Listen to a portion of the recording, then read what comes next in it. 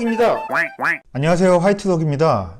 얼마 전에 이제 국내에도 이번에 새롭게 출시된 아이폰 세 종류가 국내에서도 발매되기 시작했습니다. 그래서 많은 분들이 이제 구입을 하시고 리뷰도 올려주시고 하는데, 또 그런 분들 외에도 이렇게 많이 고민들 하고 계신 분들 많을 거예요. 이제 이것저것 살펴보면서 또 주머니 사정도 또 생각해 보면서 고민을 많이 하실 거라고 생각을 합니다. 이번에 새로 나오는 아이폰들이 전반적으로 가격대가 굉장히 높아요. 뭐 최소 거의 100만 원부터 시작하다 보니까 이게 선뜻 모델을 하나 딱 선택하기가 쉽지가 않죠.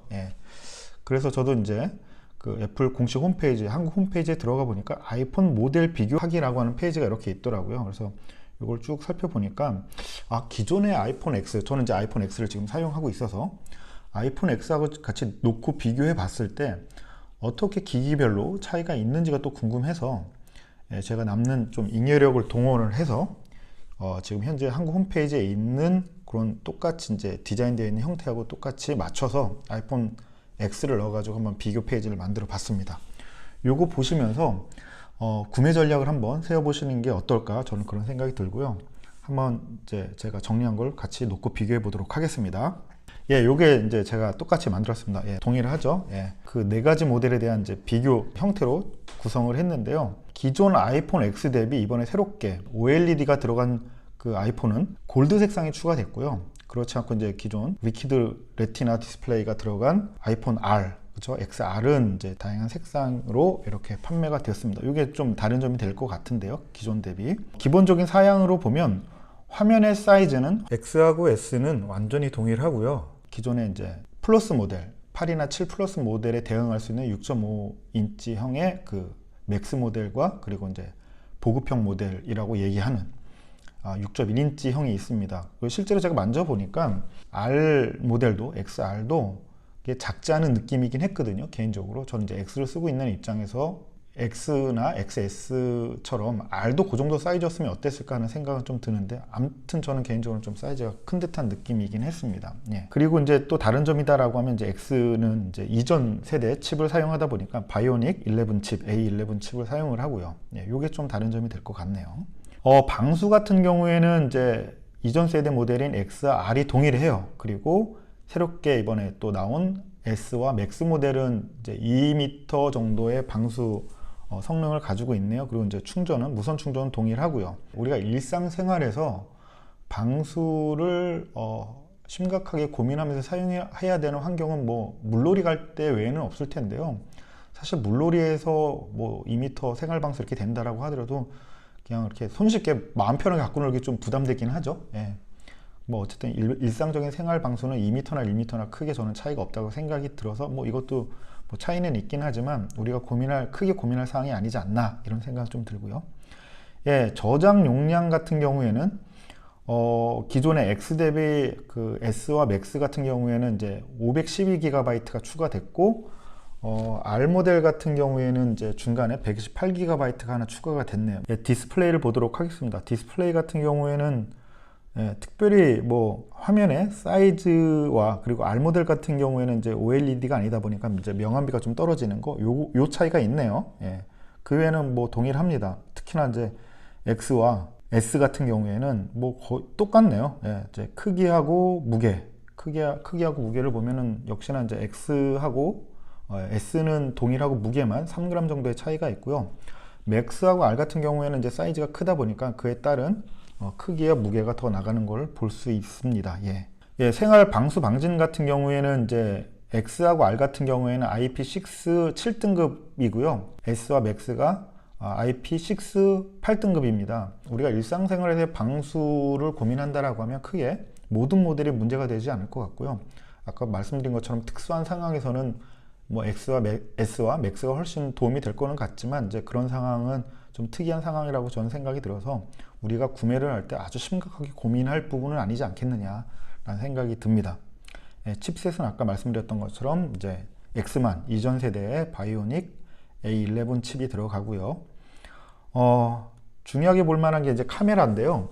카메라 같은 경우에는 사실은 R 모델만 싱글 렌즈잖아요. 상대적으로 이제 R 모델 같은 경우에는 이제 렌즈가 하나다 보니까는 디지털 줌이라고 해서 이제 이미지를 크게 확대하는 형태죠. 그러다 보니까 이제 이미지의 열화라든가 아니면 이제 이미지에 손실이 좀 생기죠. 예, 그런 좀 약점이 있긴 하지만 어쨌든 그런 이제 차이점이 있고요. X는 이제 그 심도 제어 기능이 없습니다. 예, 이게 새롭게 이번에 들어간 기능이어서 아쉽긴 하지만 실제로 그렇다라고 해서 X 모델이 그 심도 표현되는 인물 사진 촬영이 안 되냐? 그건 아니죠. 예, 그거를 이제 임의대로 조절을 할 수 없다 정도인데 이제 저처럼 사진을 좋아하거나 뭐 그런 사람들은 좀 아쉽긴 해요. 이 부분은 예, 이거에 따라서 새로운 아이폰을 갈 수도 있겠다라고 생각이 들 수도 있겠습니다.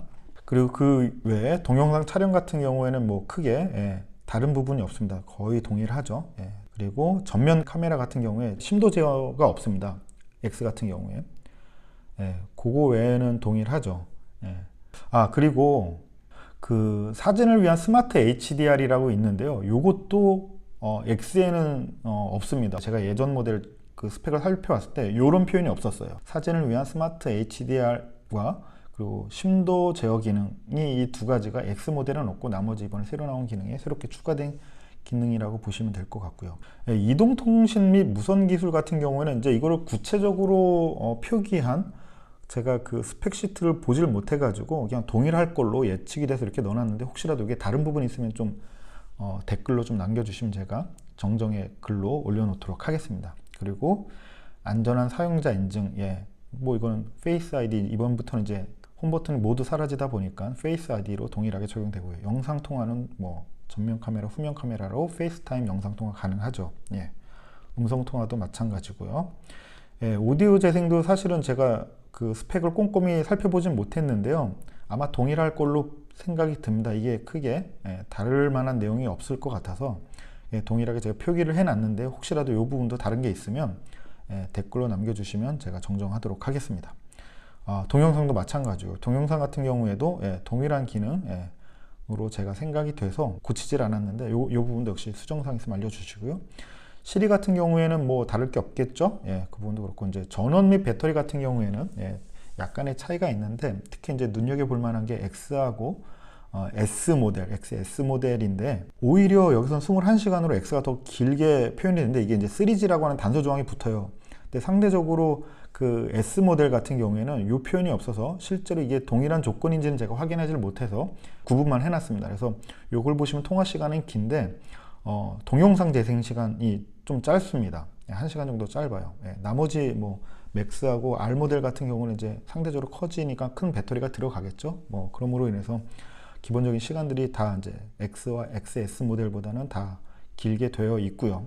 그리고 급속 충전 같은 경우는 이제 동일하게 지원이 되는 것 같습니다. 그리고 포함되는 헤드폰 및 커넥터는 동일하고요. 센서도 동일할 거로 생각합니다. 기압계나 뭐 이런 센서들이 다르게 들어가게 되면 이제 기능에 차이가 생길 텐데 그런 게 없는 걸로 보아 센서는 동일하게 들어간 걸로 예상이 되고요.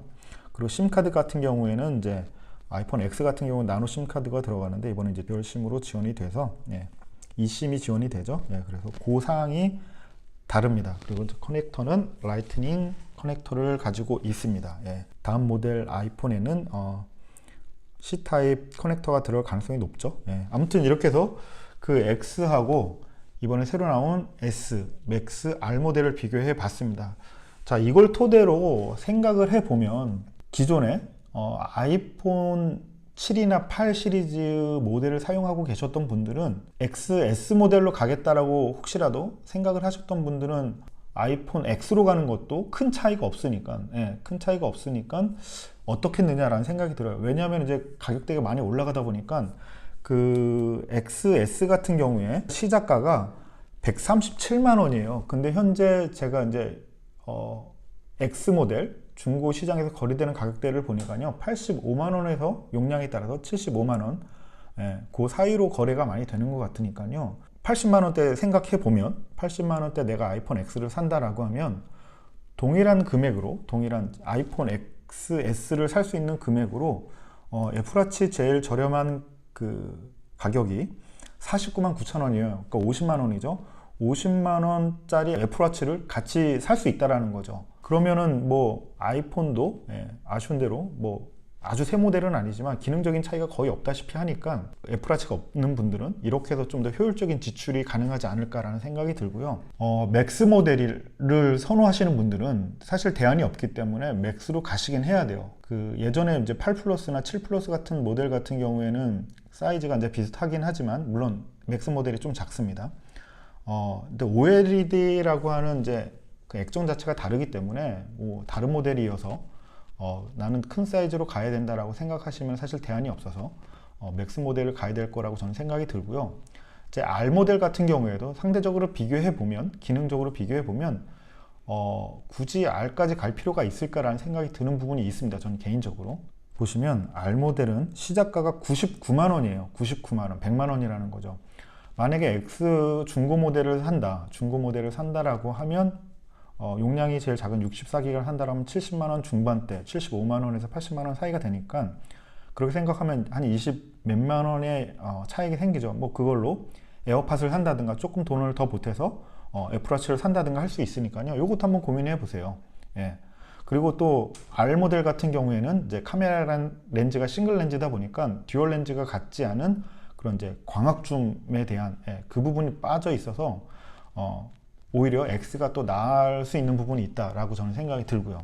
다만 컬러풀한 그런 그 디자인을 나는 도저히 버릴 수가 없다라고 하면 대안이 없습니다. R 모델 가셔야 되고요. 예.